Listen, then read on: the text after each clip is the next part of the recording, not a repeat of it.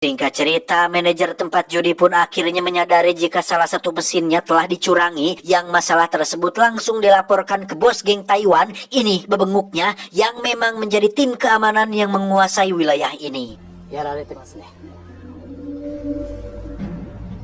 Pada suatu malam ketika Aji sedang jualan, muncullah sahabatnya meminta Aji untuk menggantikannya sebentar menjaga mesin judinya, di mana Aji tidak sadar jika mesin judi tersebut sedang diawasi. Dan benar saja, tak lama muncullah si bos geng Taiwan yang membawanya ke belakang gudang dan memberikan beberapa siksaan menyakitkan yang tidak akan pernah Aji lupakan seumur hidupnya. Ayo.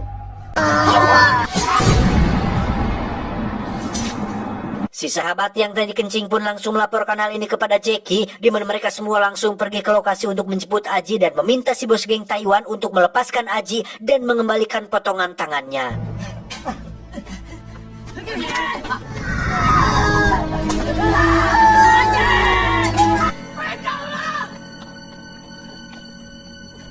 Dari semua film action dan fun yang pernah dimainkan oleh Jackie Chan, baru pertama kali saya melihat betapa sedihnya hati Jackie sampai-sampai meneteskan air mata tatkala melihat kondisi adik sekampungnya yang terluka dan tak berdaya, yang ketika rekan-rekannya meminta untuk balas dendam, Jackie berusaha untuk meredam emosi semua orang untuk jangan bertindak gegabah.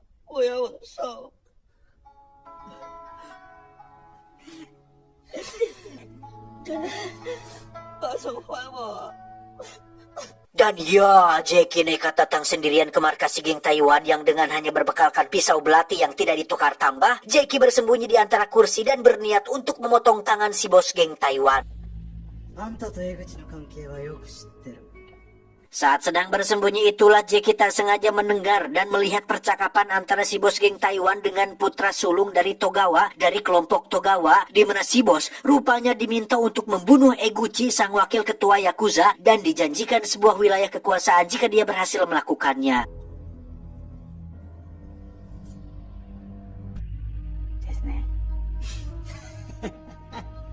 Tak lama setelah putra sulung Togawa pergi, muncullah Eguchi yang diminta untuk masuk sendirian ke dalam, yang ketika sedang berbicara masalah bisnis, bos geng Taiwan pelan-pelan memundurkan kursinya untuk mengambil golok dan langsung menyerang Eguchi saat itu juga. Ketika Eguchi terjatuh dan sudah tidak memiliki kesempatan untuk selamat, saat itulah dia melihat Jackie bersembunyi di balik kursi, yang ketika si bos akan membunuhnya, tiba-tiba... Ya, selain berhasil memotong tangan si bos, Jackie juga berhasil menyelamatkan Eguchi dengan cara mengajaknya kabur melalui jalan belakang, yang pada saat bersembunyi di balik mobil, Jackie sempat diberikan sejumlah uang tetapi menolak menerimanya, yang akhirnya membuat Jackie diajak ke rumahnya sebagai bentuk rasa terima kasih. Setelah bertahun-tahun tidak bertemu, Jackie akhirnya bisa berjumpa lagi dengan sang mantan yang kini sudah memiliki seorang anak perempuan hasil dari pernikahannya dengan Eguchi. Di situ sang mantan membantu menerjemahkan apa yang dikatakan oleh Jackie, terutama saat dirinya menjadi saksi ketika putra sulung Togawa datang ke sana sebelum kedatangan Eguchi, sehingga Jackie meminta Eguchi untuk hati-hati karena sepertinya ada musuh dalam selimut yang berusaha menumbangkan kekuasaan dia dan ketuanya. Keesokannya, sang ketua pun mengumpulkan para petinggi untuk dilakukan klarifikasi, di mana Togawa rupanya tidak mengakui niat jahatnya yang dipandang sang ketua. Memang tidak ada alasan kuat untuk Togawa melakukan hal itu kepada Eguchi, sehingga keputusan sang ketua cukup membuat Eguchi kecewa karena bukannya membela wakil sendiri kok malah seolah memihak pada orang lain.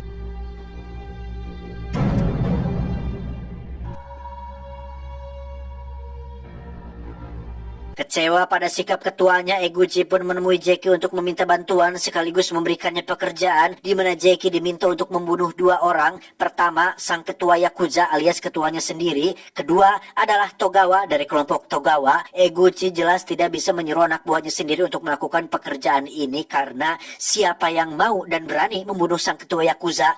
Jackie memberikan beberapa persyaratan jika dia berhasil melakukannya, yang salah satunya adalah wilayah Shinjuku milik geng Taiwan yang sepenuhnya ingin Jackie kuasai. Ditemani Eguchi masuk ke kantornya, Jackie langsung menikam sang ketua Yakuza tepat di hadapan Eguchi sendiri, yang kabar tersebut jelas membuat ajudan dan anak buahnya emosi, lalu melakukan serangan kepada kelompok Togawa yang di tengah situasi genting dan krusial ini. Jackie memanfaatkan kesempatan tersebut untuk membunuh sang pemimpin Togawa dan berhasil melakukannya tanpa mengalami kesulitan sedikit pun.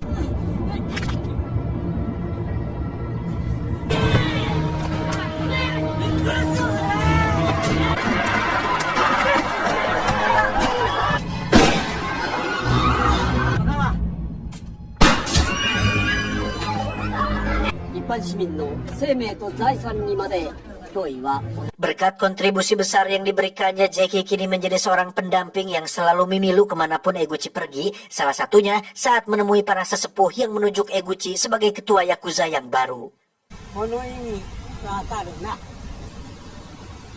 Ketika Eguchi menyuruh ajudannya untuk memberikan wilayah Shinjuku kepada Jackie, di situ sang ajudan merasa agak keberatan dengan keputusan tersebut karena selain Jackie bukan orang Jepang, dia juga orang baru di dunia kriminal. Tetapi karena ini adalah perintah sang ketua Yakuza, sang ajudan pun tidak memiliki pilihan lain selain dengan resmi memberikan wilayah Shinjuku pada seorang aktor yang tidak pernah memakai stuntman ini.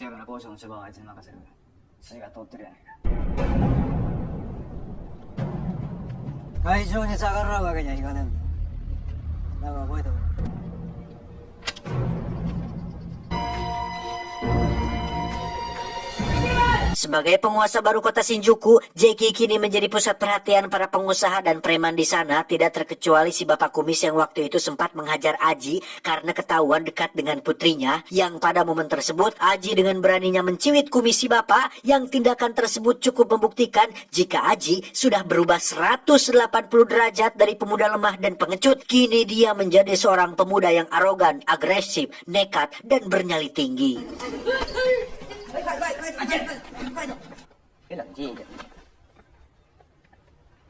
Memikul tanggung jawab besar tidak membuat Jackie menjadi gelap mata dan gila kekuasaan, di mana Jackie justru memberikan tugasnya kepada Asep dan Samsul untuk mengurusi semua urusan di kota Shinjuku ini, sedangkan dirinya akan melakukan pekerjaan yang disukainya, yaitu bisnis jual beli traktor bersama Lily kekasihnya. Sementara untuk Aji, dia diberikan sebuah tugas untuk mengatur para imigran yang baru datang ke negara Jepang. 以后你说了算。试试看，记住，团结。谢谢各位。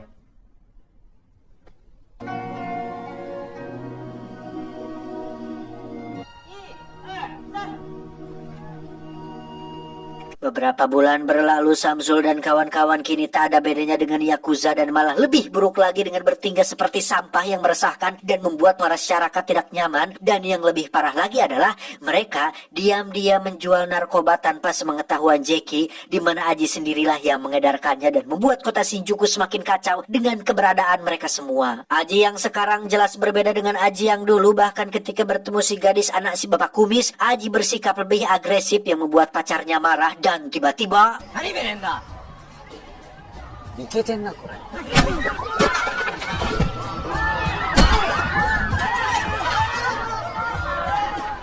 kekacauan dan ketidakteraturan di kota Shinjuku membuat para tetua Yakuza menjadi gusar karena Eguchi seolah membiarkan dan lepas tangan dari tanggung jawab dan keputusannya, sehingga tetua meminta pertolongan pada putra sulung Togawa untuk menyelesaikan masalah ini dengan cara melengsarkan kepemimpinan Eguchi yang rencana ini rupanya didukung langsung oleh ajudan dan anak buahnya sendiri yang tidak setuju dengan keputusan Eguchi yang membiarkan orang Cina menguasai kota Shinjuku.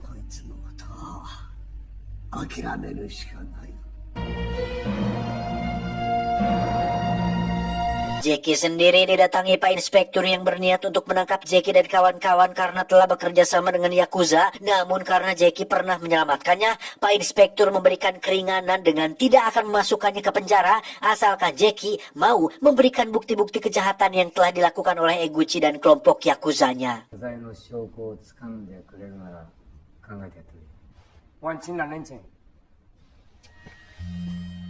Malamnya Jackie langsung kembali ke Shinjuku dan tempat pertama yang dia datangi adalah bar tempat usaha mereka semua, yang di situ terdapat beberapa pendatang baru yang berisik dan membuat rusuh, yang ketika Jackie menegurnya, mereka malah menyerang balik dan berniat untuk mengeroyoknya.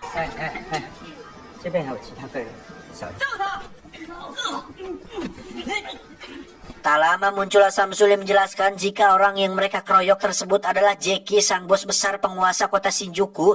Mewakili pemuda-pemuda Boloho dan PDD ini, Samsul meminta maaf atas kejadian barusan, di mana mereka ini adalah para pendatang baru yang masih polos dan merupakan anak buahnya si Aji. Oh ya mah.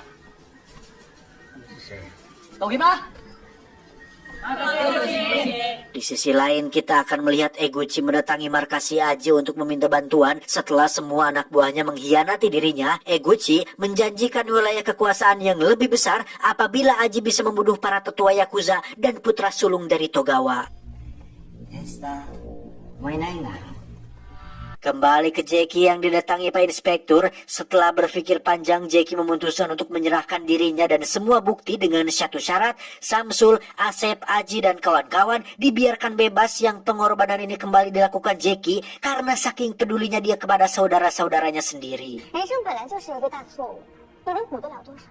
月亮，我不能遗憾一生。 Di sisi lain, kita akan melihat si ajudan bersama anak buahnya tengah menyusun rencana untuk membunuh Eguchi dan para orang Cina, di mana dia bekerja sama dengan bos geng Taiwan untuk melakukan misi ini demi bisa melengsarkan kepemimpinan si Eguchi.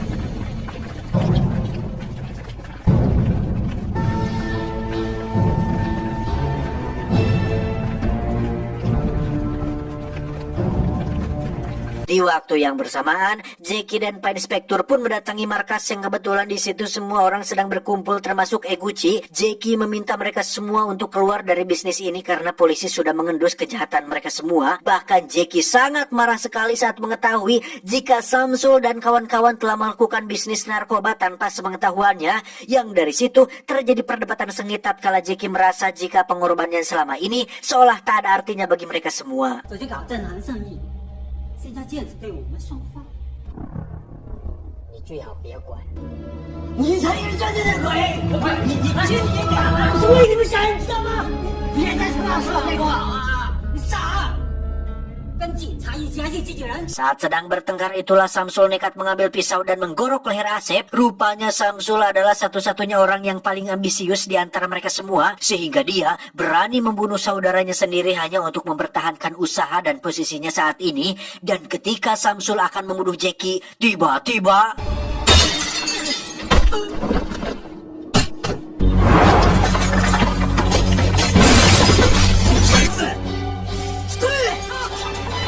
ya, si ajudan anak buahnya pun menyerang markas ini, di mana saat Aji akan masuk untuk melawan, dia tiba-tiba ketakutan saat melihat si bos geng Taiwan, orang yang sudah membuat wajahnya cacat dan tangannya putus, yang dengan penampilan dan kekuasaannya sekarang ternyata tak cukup untuk membuatnya berani menghadapi kenyataan tentang siapa orang yang telah membuat dirinya menderita.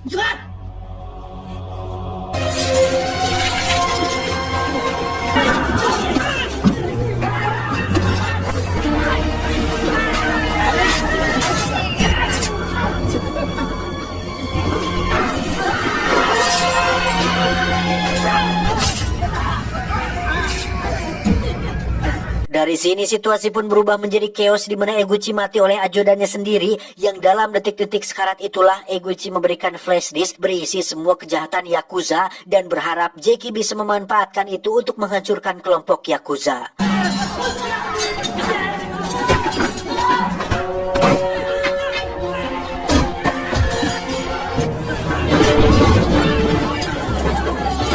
Setelah semua orang habis dibantai, tersisa Jeki dan Pak Inspektur yang berhasil kabur dan selamat dari tempat itu. Jeki sendiri pergi ke arah lain dan bermaksud untuk bersembunyi di rumah lama, yang di situ ada Aji sedang terluka parah dan mengaku belum memiliki nyali yang cukup untuk menghadapi kenyataan tentang apa yang terjadi pada dirinya.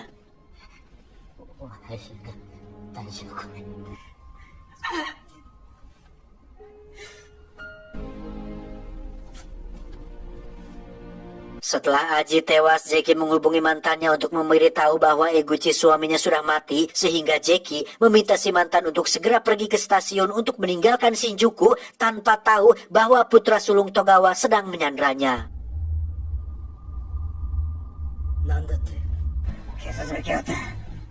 今すぐ大久保駅に行け。 Dalam perjalanan ke stasiun itulah Jackie dihadang oleh si ajudan dan anak buahnya bermaksud untuk membunuhnya. Beruntung ada Pak Inspektur dan pasukan yang datang di waktu yang tepat. Namun meski begitu, Jackie tetap saja terluka hingga menimbulkan baku tembak di antara kedua kubu.